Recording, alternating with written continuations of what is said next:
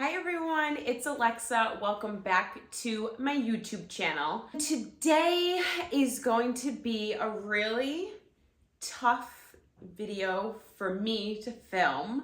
It's something that I have been really nervous about posting and actually talking about, like, out in the open. Something that I've been going through and it's been on my heart for a while, and I just feel like I can't fully move on until this video is done.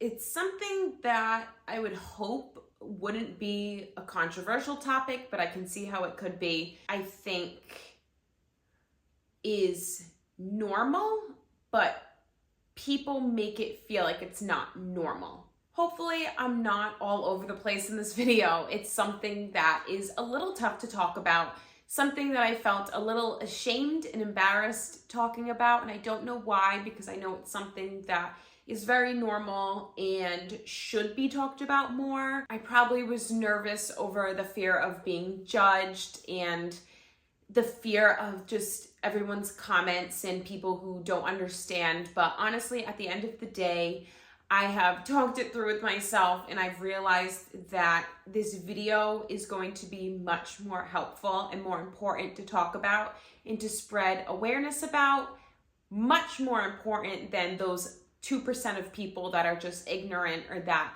just don't care and just aren't empathetic and don't understand. At the end of the day, I really wanted to film this video and get my thoughts out and just share it with those who are also struggling and who might want to just, find that article or find that video that makes them feel validated, because I know that's something that I tried to look for when I was really in the trenches with this in those first few weeks and months. Oddly enough, it was something that I couldn't really find too much about, or I couldn't really relate to. And then when I finally found those couple of articles or that celebrity who went through it and talked about it, it made me feel just a little bit more validated and a little less alone. So that is my goal with this video, and that is what I'm hoping it does. I hope it helps a struggling new mother out there, or just a struggling mother. I know this is something that can happen to anybody. It definitely does not discriminate. I feel a lot of women are, embarrassed of the subject and ashamed of it,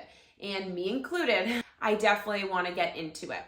For those of you who might be new to my channel or a new follower, I had my baby boy Royce in August of 2022. He is officially 7 months old. If you were following me on my YouTube bump dates weekly and on my Instagram page, you would know that I loved being pregnant. I was so lucky enough to have an incredible pregnancy with Royce. I was healthy, I was working out, everything was perfect. My health was perfect, he was perfect, a blessing, a complete blessing. Then toward the end of my pregnancy, we found out that he was in the breech position. So his head was directly in my ribs. We found that out, I want to say, with 2 months of my pregnancy to go. We found it not too late in the game, but pretty late. So if you followed me, you knew how terrified I was for birth.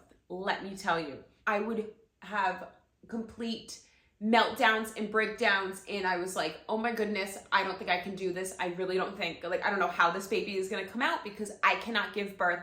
I was so scared. Fast forward to the end of my pregnancy, they tell me that he's breech and that I should put a C-section on the schedule at the hospital. I never had a surgery before, never had a major surgery. I worked really hard during my pregnancy. I walked every day. I tried to get him to the right position.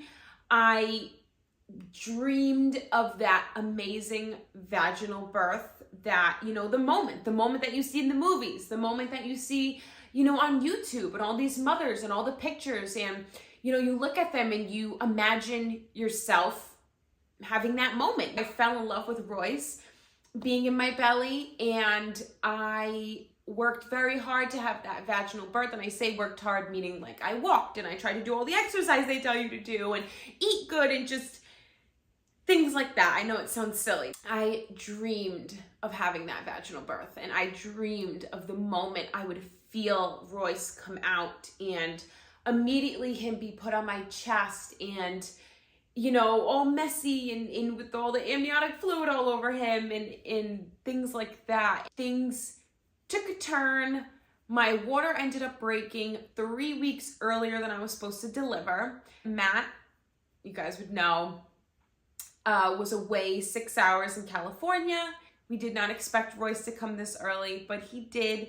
And Matt didn't get to be there for the birth, and I ended up needing an emergency C-section because I was progressing so quickly in my birth, in Royce's birth, and they felt the feet and he was coming out really, really fast. I already know, there are ways they could try to turn the baby. You could try to deliver vaginally, even though he's breech, but I think everyone knows their own body and every mother knows their own baby. I know that those were options, but I also knew, like I said, intuitively that I think it would have put way too much stress on Royce. I think it would have put way too much stress on me.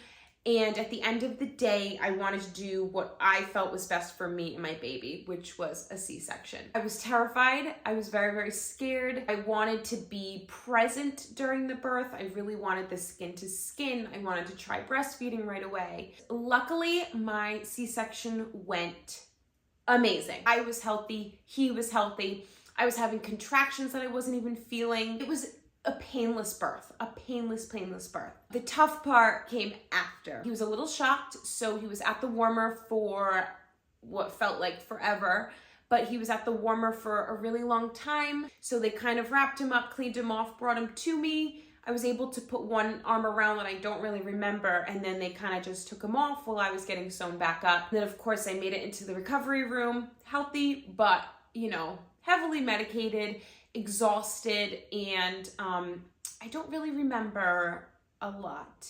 I was so lucky that he latched on right away. I had an amazing supply in the hospital, oversupply. I was able to pump, I was able to breastfeed. It was amazing. We went home. Matt ended up coming. You can see my labor and delivery vlog on my channel. We, were in the hospital for 4 days. Everything was good. We went home. Everything was good. I did have the baby blues when we got home because I know that's a big discussion. Everyone, says I have postpartum depression, then other people try to correct them and say, no, it's the baby blues. Are you sure it wasn't the baby blues? I did, in fact, have the baby blues when I got home. I cried for 1 day straight, all day long. I had him on my chest. He was just laying there, sleeping, and Matt was catching up on sleep, and I remember just crying all day long. Just crying about just everything. Him being here, him being outside of my body now. I didn't want him to grow. I kept staring at him. I couldn't believe he was real. My face was so puffy for like those couple days because when I tell you I just bawled my eyes out all day. It was uncontrollable. I couldn't stop it. And I know a lot of other women get that too. It's just a funny thing. I think it has to do with hormones and hormonal changes in the body. But I did have the baby blues. So I had that. It lasted for like a day and then I was fine. Fast forward 3 weeks postpartum was when I really felt my fall of everything. It hit me out of nowhere. I've always suffered from anxiety and a bit of depression in high school. So I'm not new to mental illness, mental health issues, anxiety, depression, but I just didn't expect it postpartum because I had an amazing pregnancy, a great, successful, healthy birth. I wanted to be a mom so bad. It was my dream in life to be a mom. I felt like my dream came true. All my goals were reached. So to suddenly feel this insane sadness and mood swings and anger and rage and so many feelings all at once was just so bizarre to me. I felt so not normal. That third week was really that week that everything just spiraled and went downhill. And I felt like a different person. I didn't even feel like I was in my body anymore. I always told Matt I didn't even feel like I was on this planet anymore. Something just came over me. I don't know if it was a crash of hormones. I asked my doctor because that third week in August was actually his due date week. So I even asked, I said, is this like a response to my body going to have, I don't even know if I'm speaking English, going to have given birth this week? I don't know. I mean, I was so confused because I said, you know, I thought I would have already had this or been done with it, or I don't know. I've learned now that postpartum depression can come on you at any time. There's no perfect time for it. There's no, you should get it this week. It might come this week. It's just different for everybody. Mine just happened to come at the third week. I knew it was postpartum depression because and anxiety and everything. I think everything kind of falls under the same umbrella. That I didn't know about because a lot of it was rage. I had postpartum rage in the worst way. I was so angry. These feelings of anger were things that I cannot even describe. Anger that I have never felt in my life. Red face, vein popping through the neck, vein popping through the forehead anger. It was so overwhelming anger. At the same time, I was also crying almost every single day, all day, just over everything. I was having mental breakdowns. I was having anxiety attacks, panic attacks, not being able to catch my breath, not being able to breathe, wondering if Royce was going to be okay, if he was going to wake up in the morning. If I swaddled him too tight, I had to constantly put my hand on him, watch him, didn't know if I was doing the right thing. At the same time, I was trying to correct me, not even knowing what I was doing was correct.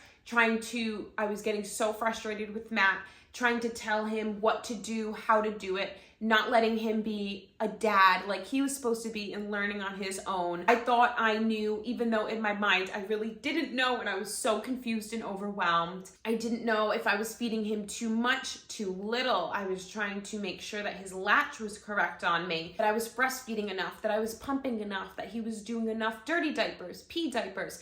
You know, as if you're a new mom, the list goes on and on and on. But it was constant and it was debilitating, and it was like I couldn't get through the day, I couldn't sleep, and I wasn't eating. It was really bad and negative in Matt and my relationship. It was negative with my relationship with myself. Here I was with this perfect baby, perfect health, you know.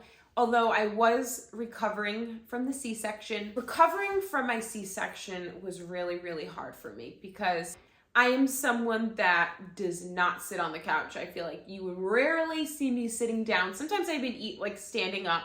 I'm just a very go, go, go person. I like to be productive. I like to get things done. I like to be on the move. I love to get in my car and drive and be out and do errands and go grocery shopping. You know, that gives me life, being out, being productive, doing things. With the C-section, everybody's recovery is different, but for me, I couldn't even stand up. I couldn't straighten my back. I couldn't lift anything. I couldn't bend for anything. I couldn't even lift my baby. I couldn't change my baby's diaper. I couldn't go make him a bottle if he was hungry. I couldn't get up and get my pump. I couldn't get up and maybe do a load of laundry. I couldn't fix myself a meal. I couldn't even get up to get myself a drink of water. I was in so much pain. I think it was a bit of a shock because I'm someone who's just constantly on the go. And here I was barely able to get up and go to the bathroom. Matt made me a little cart next to my bed that had like my water on it and my medications. And, you know, at the same time, I was gushing blood every day and trying to breastfeed and figure out what was going on. Unfortunately, I also had a bit of post-traumatic stress from the C-section, which I got confused about because I had a great C-section. You know, I was actually smiling through it. My baby was healthy. I was healthy. Again, your feelings are your feelings. You have to feel them. For some reason, I just had a lot of post-traumatic stress about it. I was having dreams of being in the C-section again. Every time I saw a bright light, I thought of my C-section again. Anytime I was kind of hunched over and leaning, maybe doing something or feeding the baby, I was taken right back into my spinal. I could actually feel like the pinches Every time I would lay back and put the blankets over me in bed, I would feel like I was going back under the C-section. Just a lot of things like that. Anytime I would discuss it with someone, I started to get a panic attack and not be able to breathe. And even to this day, I'm working through it. It was very hard for me to look at pictures of me during my C-section. Very hard to remember that. And, you know, the pain and seeing the scar just really brought that all on.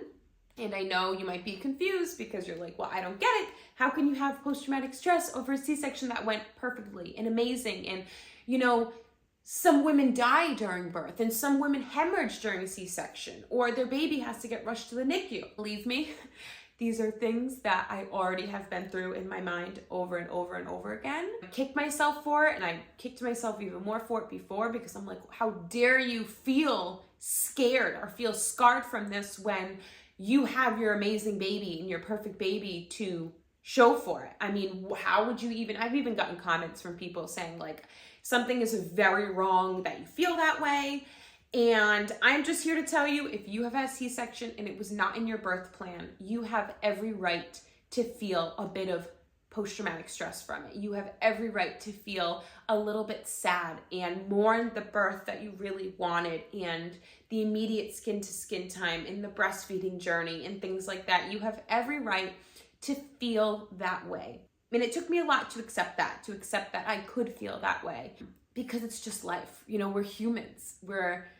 That's it. You know, we're all just trying our best. Things can scare you. It's okay for things to scare you and for you to have to work through them and maybe talk about them and not see the pictures, but then open yourself up to see the pictures and think about that process and think of yourself going through it. Talking to a friend or your husband or partner or a neighbor about it, or joining a support group and talking about it with people that have gone through it and that might be experiencing the same things as you.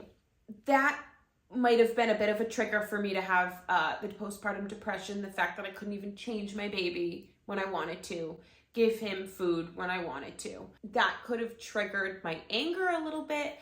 I'm not sure where my anger came from, but I couldn't even relax. I was just so angry and so emotional.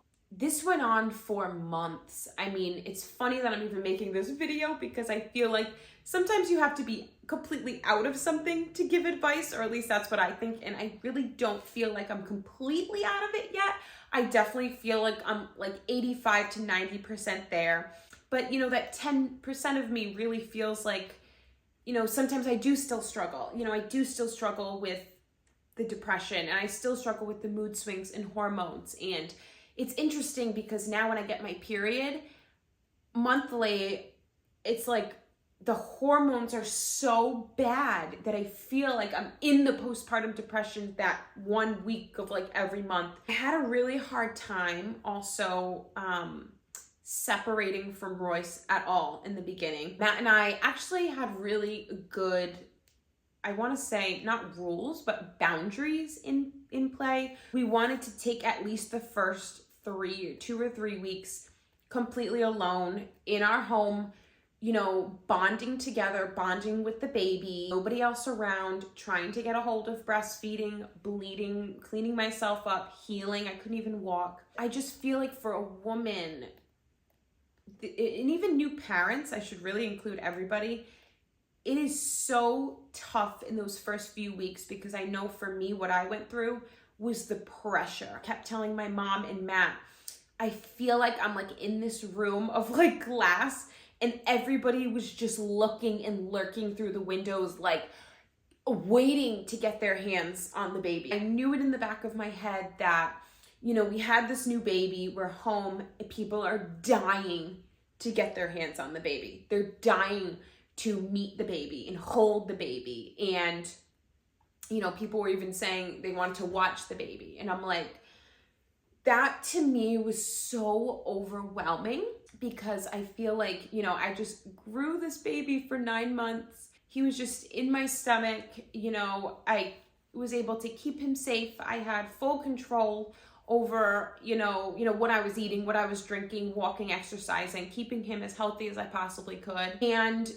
to be separated, I think this is something that a lot of moms or even new mothers don't talk about is that separation when the baby comes out and you're no longer just you and your baby. And now it's time to share your baby with the world. And that's something that I really, really struggled with. It's really, really hard because even if you do put up those boundaries of, you know, hey, everyone, and everyone respected our boundaries. Everyone in our family respected our boundaries, gave us the time to bond with Royce.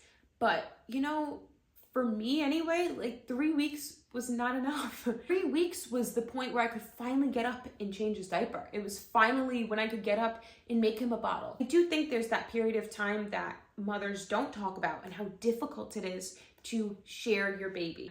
I don't mean to be selfish when I say that, and it's not me being selfish when I say that. I know I am so blessed to have a big family, to have a family that cares, to have a family that wants to be around us and our baby, because I know not everyone is that lucky. But I think no matter what, as a mother, you do feel a little bit left behind. With the postpartum depression, I kept telling my mom and Matt, because it had to be 2 months in, and I was really, really struggling. But I remember, you know, people coming over, and I would lock myself in his nursery. I'd rock him in the chair, and I was feeding him, but I would act like I was feeding him a lot longer than I was. And I remember hearing everyone come in and like hearing the door open, and chills were like going up my spine, and I would just sit in that rocking chair and I would bawl my eyes out because I knew I had to share my baby. I knew he had to get out of my arms. People wanted to go and hold him, and I just couldn't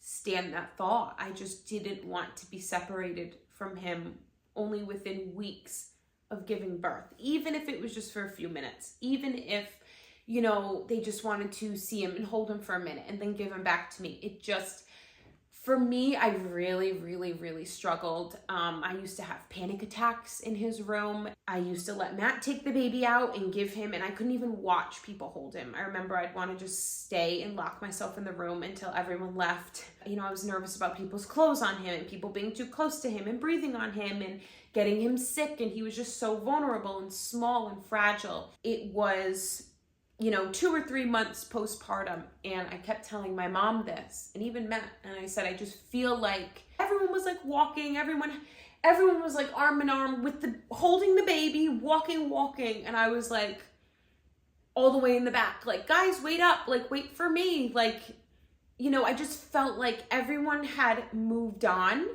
and that I was in like this glass room screaming for help, and everyone was like, oh, like, what? I can't hear you. Or like, oh yeah, you're good. We're all good. And I just kept thinking, like, I'm not good. Like, I'm not good. You know, you have my baby. You're seeing my baby.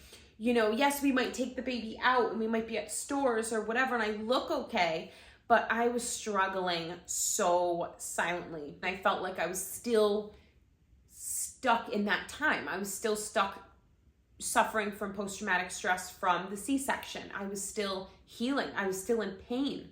You know, I still wasn't eating. Now I was going through mental illness and rage, and, you know, I just didn't feel any balance in my life. I still felt like I was getting a grip on everything. As soon as I felt like I had something under my belt or something that I was like, okay, this is a little triumph. Like, I finally feel like I know what's going on. You know, someone would want to come see him, or we would have to take him out, or I have to be, you know, to do something that I might not have been comfortable doing yet. It put a lot of strain on my relationship with Matt because we were just totally not on the same page. And that is so unlike Matt and I, because we are like twins. We're like, we have telepathy. I mean, we're like on the same page at all times. And I'm like, how is this possible? Like, how is this the one thing we're not on the same page about? Like, it's our child. Like, we made him together. You know, we're so happy throughout the whole pregnancy. Like, how are we clashing right now over this amazing blessing? But again, postpartum rage and depression and anxiety doesn't discriminate. You could have the best partner and husband in the entire world, the best family, but, you know, hormones are hormones, and your feelings are your feelings, and all of you know, mental illness is mental illness, and it happens, and it's normal, and it's okay, And there is light at the end of the tunnel with all mental illness. I know firsthand, I have been in some really horrible places, really dark places. I have got out every time. And so I know it's possible. I remember going through all of this and I felt like a failure. I felt like a failure as a mom. I felt like a failure as a wife. I was having really bad thoughts, just wondering maybe I was too young for this. Maybe I really wasn't ready to have a baby. Maybe I thought I was ready and this is just way too much for me. And maybe I'm just not someone who can handle a baby and children. Those thoughts crushed me because I waited so long for this and to be a mom, and I thought I was going to rock it as a mom, and here I am like just drowning in my own thoughts and feelings and in my relationship and with people and in other relationships.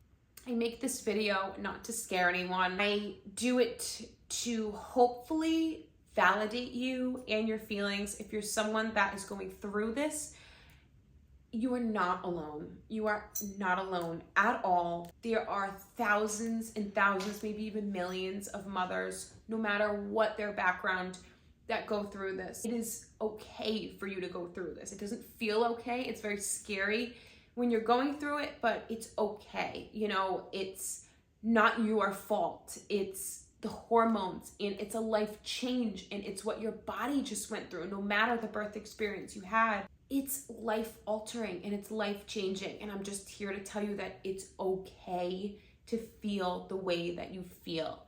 You are not wrong. You are not a bad mother. You were meant to be a mother, and you are meant for this journey. And it's all just a part of your journey, and you will find that light at the end of the tunnel. I did find it. I'm seeing the light. I am out of the newborn stage now, and I can confidently say that I feel like it's, with him being 7 months old, I do have a grip. He's in a schedule. Everything works for us. Matt and I have spent much more time together. I'm able to leave Royce and do the things that I love to do and go work out again and make meals and cook and bake in my free time. Sleep, you know, if you're a new mom, you will sleep again. You will.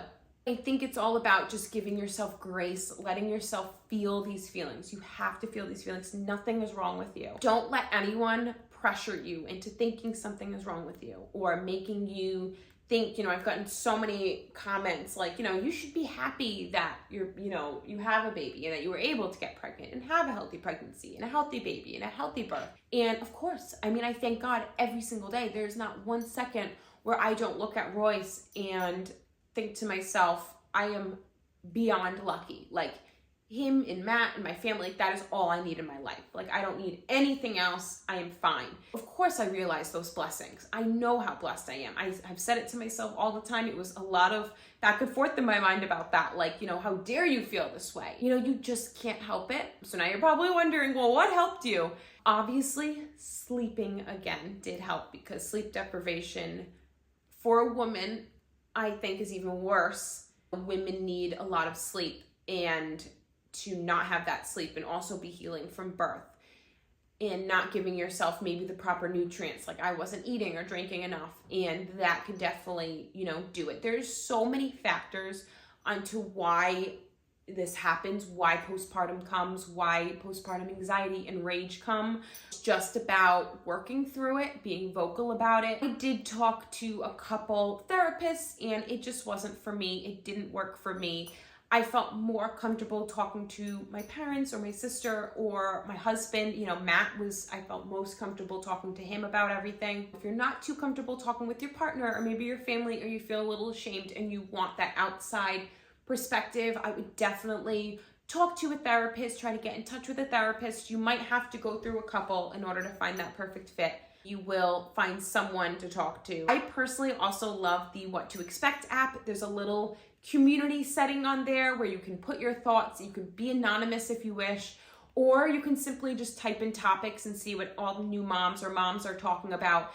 That has been so helpful to me, because I get the emails every day of different topics that moms are talking about. And there's so many things that have been on my mind, and then all of a sudden I'll see them on a topic board or a discussion board, And I'm like, oh, okay. And you just get that sigh of relief and you're like, I'm not wrong. I'm not crazy. I'm not, I'm feeling normal. And what else helped me was getting out of the bubble. I know this is something that is so difficult. I feel like, especially for a new mom, a first time mom, especially if it's winter, if you're where I am and you're, it's cold. But try, bundle up your baby, go for a walk if you haven't gone for a walk. Go to Target, take the baby out. Maybe visit a relative and take the baby to a friend's house. Sometimes you do have to go outside of your comfort zone.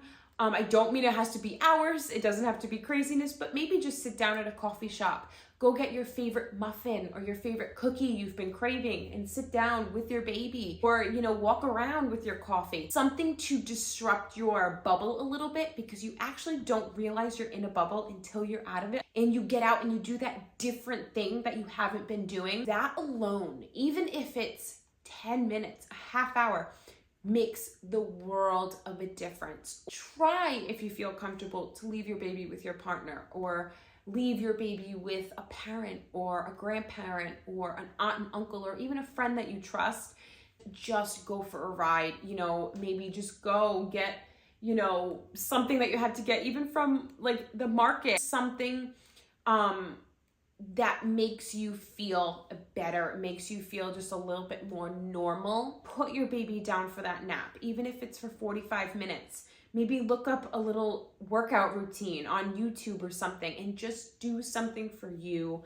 Get your nails done, something that makes you feel normal again, makes you feel like, okay, wow, I feel refreshed. I can go back to being a mom and my cup is a little bit more full. I feel a little bit more energy. I feel a little bit more pep in my step. I'll tell you, that just does all the wonders in the world. And that is something that helped me, especially because, like I was talking about, I'm a very go person. And of course life slows down with the baby. And of course, you are leaving the house with many more bags than you were, or, you have way more thoughts in your head than you did before, because you're worried about the baby's eating schedule and napping. And is the baby tired? And are they going to get overtired? And are they going to sleep tonight? And when should I feed them? So I understand that completely, but even with those thoughts, it's still healthy to get out there and go and just, pump that bottle, bring it with you, bring the formula with you. I hope this video wasn't too all over the place, and I hope you can understand me. Just know that I understand you. I understand everything that you're going through. I hear you. I see you. I feel you. We'll all get through this together. I am here for you. Reach out. Know that you're not alone. Read articles, read a book about it. You are okay. You're never alone. You're going to be okay. You will make it out of this. You will be the mom that you always envisioned you would be. And we need you. The world needs you. Your baby needs you. And maybe your future babies need you. And your partner needs you. And you are needed and you are loved. You will get through it. So I love you guys. I really hope this helped someone. Even if it helped one mom, I would be thrilled. Let me know in the comments what you might have struggled with during your postpartum period, or, maybe months down the line, or with your second child or your third child or your fourth child. That happens too, but definitely reach out to me on Instagram. It's at Alexa Frazier Official, or you can reach out to me here on YouTube. I love you all. I thank you so much for bearing with me during these times. I know I was super MIA in the beginning months, and here was why. And I'm really happy to be open and upfront and authentic with all of my followers, because I want you guys to know and see the real me and know that I am not perfect. And although my life might seem it, or my life might seem amazing, and it is, I'm very blessed, everyone can struggle from something like this, no matter what. I love you guys. I wish you the best of luck with everything, and I will be seeing you guys soon.